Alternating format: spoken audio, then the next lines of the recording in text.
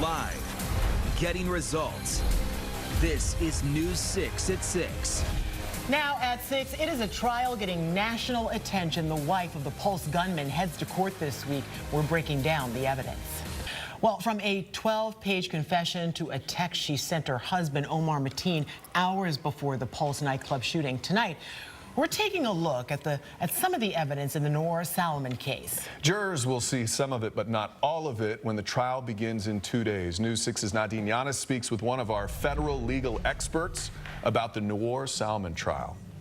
The biggest piece of evidence for the government, of course, is her signed confession. I'm very sorry I lied to the FBI. These are my words. This is how Noor Salman signed her 12-page statement, in her words, written down by an FBI agent after hours of interrogation. When I read that, I thought that's game, set, and match. And News 6 legal expert Jason Johnson says that's not all, adding this text message sent from Salman to Mateen at 6 o'clock the night of the attack will play into the prosecution's argument.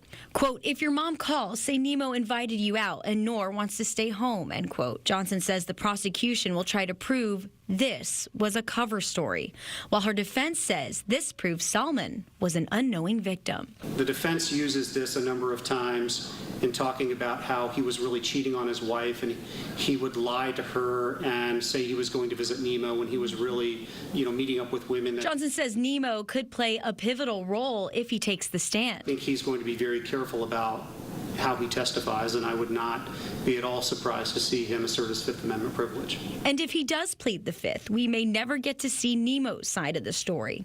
We also may never get to see what actually took place inside Pulse. The images and video Johnson believes would be just too much for the jury. From a legal perspective, it's intended to elicit a certain emotional response by the jury. Adding, even though some of this evidence will be used in court, in a federal case, the public may never see it. There are no photographs or no video that is allowed during a criminal proceeding, so none of this will be shown on television. The best you may see is a sketch artist's rendering of it. And it was just last week Judge Paul Byron ruled on a motion in regards to video, ruling that the jury will be able to see video of Mateen firing shots inside the club. However, what they won't be able to see is video from officers' body cameras showing them pulling the bodies of the victims out. It all begins on Thursday. In the newsroom, Nadine Yanis, News 6.